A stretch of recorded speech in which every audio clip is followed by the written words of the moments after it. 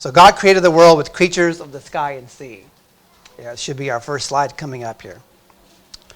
I'm not sure what happened to this pigeon. It's like he's been watercolored or wearing tie-dye or something like that. And then over here, creatures of the sea. When we talk about creatures of the sky and sea, what day of creation week are we talking about? This would be day 5. Day 5 of creation week. Day 5 of creation week. This is the day of winged creatures and water creatures. So just remember the 2 W's. Winged creatures and water creatures are day 5. Creatures of the sky and sea. Some Hebrew words we kind of want to introduce here. In Genesis 1:20, God says, and let there be the moving creature that hath life. The moving creature, that Hebrew is sheretz.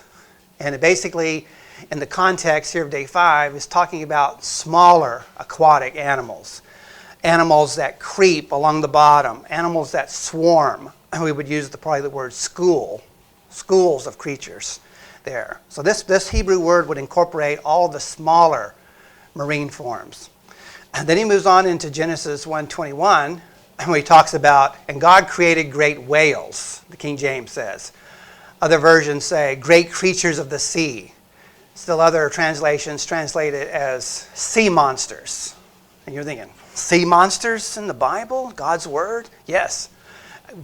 That's a very accurate and pretty good translation, sea monsters. The actual Hebrew word for whales, sea monsters, great creatures of the sea, is the word tanin. I need you to say that word with me. That's a special word here around this place. Tanin.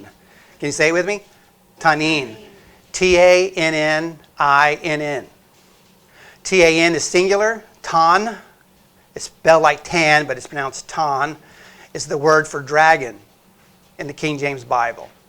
Tanin is a collective plural word here. And 28 times it's used in the Old Testament. 21 of those times it's directly in the King James translated as dragon, the word that was used by certain cultures before we had the word dinosaur. So yeah, dinosaurs are mentioned in the Bible, but not the word dinosaur itself. The word dinosaur did not become part of the English language until 1842. King James was translated in 1611. So you didn't have the word dinosaur to use in the King James translation. You had to wait 230 years for that. Sir Richard Owens, the one who coined the word dinosaur, Dinosaurus, terrible lizard or awesome reptile from the Greek language. He proposed that to the Royal Society of London on August the 2nd, 1841, and it was adopted into English in 1842. So in some dinosaur books, you'll see the word dinosaur 1841. Other dinosaur books say 1842, but that's why. So 21 of the 28 times that tanin is used, it's translated as dragons. This is the first mention, and obviously it's not translated that way. It's translated as whales, or sea monsters, or great creatures of the sea, because the context is the ocean.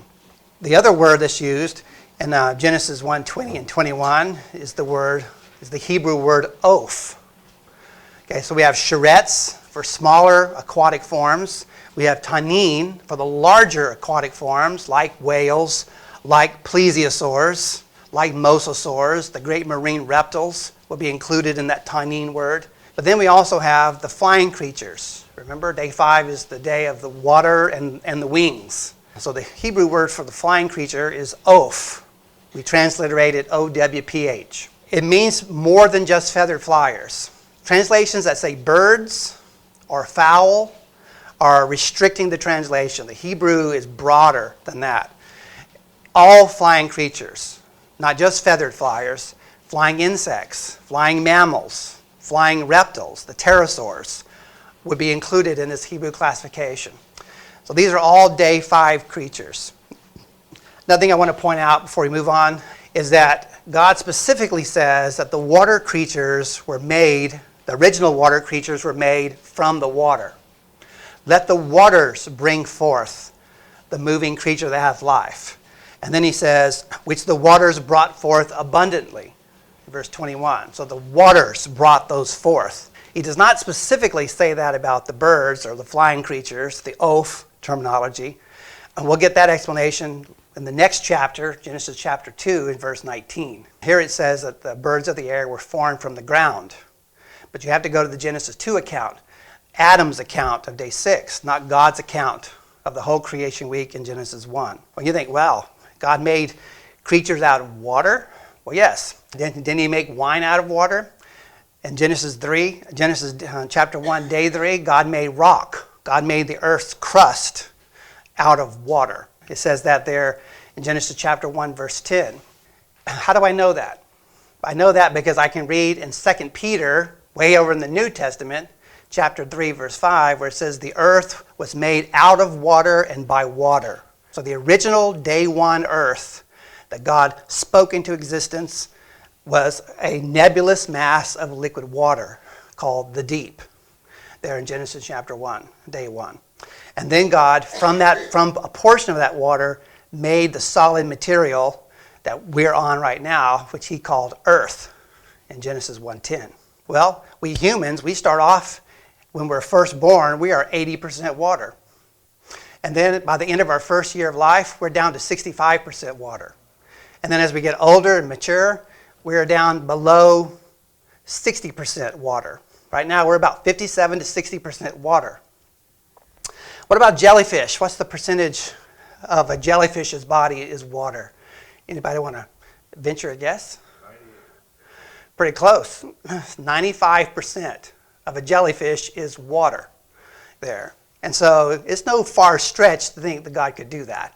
Okay, out of the water, he made those day 5 creatures.